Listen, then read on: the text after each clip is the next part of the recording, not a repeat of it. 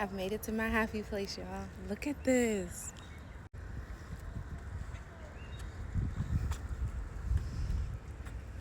This is where I come, like, ever since I was little, to just escape. I would ride my bike here. Of course, like, all these houses and stuff weren't here. This was all woods. Nothing was here. But this is, before I even knew it, where God would meet me. Where, like, this water would overwhelm me. I'd be, like, freaked out, but I would always be drawn to it. Like, coming to this pier, like, it's not big, you know. But just coming out here and just sitting and releasing, writing, praying, being like, God, show me something extravagant, you know, like, help me out here. And he would always meet me here.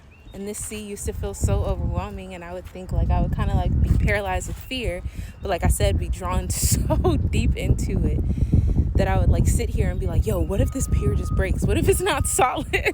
I just fall through.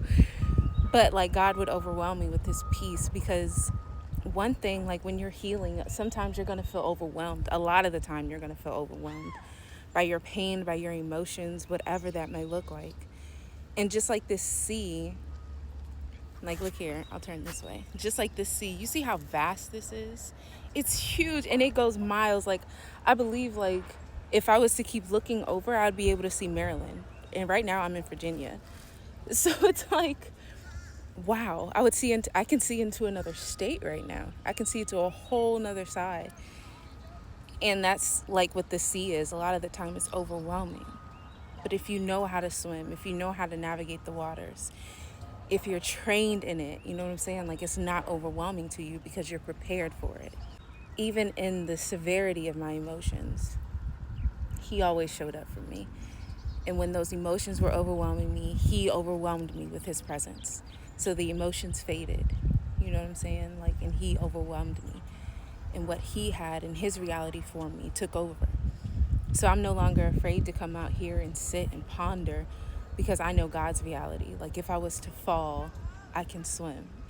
You know, like, shore is not far. You know what I'm saying? Like, no matter what, I know who has me.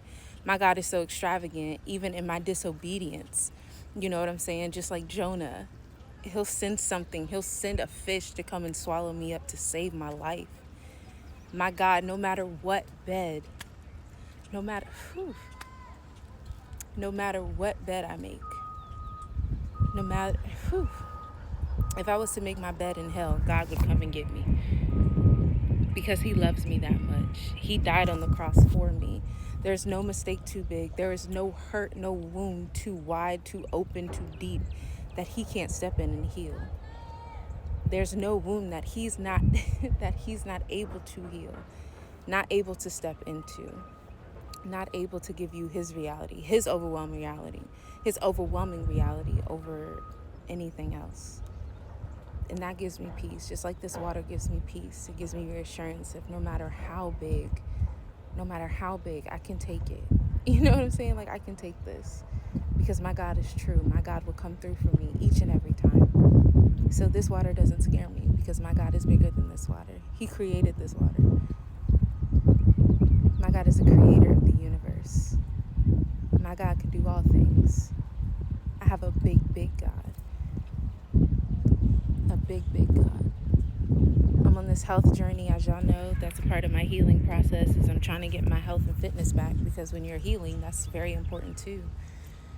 It helps with your fatigue. It helps with your eating habits and how you feel. And believe it or not, your hormones, and having those balanced, and everything you put into your body is what you get out. So I'm trying to do a much better job and be more cautious. Oh, I just saw a fish. Jumped out and jumped back in. But so I'm trying to be more cautious. So I just literally, I don't even know how long I walked, but I'm impressed with myself. And was doing some exercises and stuff. And that's just another way to show God's faithfulness. Like, I didn't think too much. I just came and I parked, you know. Thoughts came to where I was like, shoot, I need to get home. I need to work on this business that I'm starting. Like, you know. But God was like, this is your freedom. Just go and be with me. Just relax. Just take care of you. I got it. Rest in me. That's what rest is, taking on his reality. Rest is a state of being. So I am learning in this season to be in the state of his being, his reality for me. That's my rest. I used to think it meant something else, self-care, all those other things, you know what I'm saying? All of it's very important. I'm not saying that, but it can only flow from the true reality that God has for you, because that's the only time you actually feel, one, worth it and not overwhelmed. You feel I'm worth taking care of. Like, I take care of other people. I take care of my daughter, my husband. I take care of other people's needs, and I show up for people, and I help them heal, and I do what God has called me to do. But I have to show up for myself. And I'm working on my vocabulary too, sis. And I show up for myself too. I have to be just as present for myself in my healing, just like Jesus. He took his time in the mountains. He took his time. He went off. He disappeared. You know what I'm saying? And we have to do that too, because we have to make sure our connection is here first. It has to be here, and then it can go here. But if this is messed up, of course this is going to be messed up. That's just, of course, because you can only flow from the everlasting flow that he gave you. He is a living water. So take care of yourself, sis, because I'm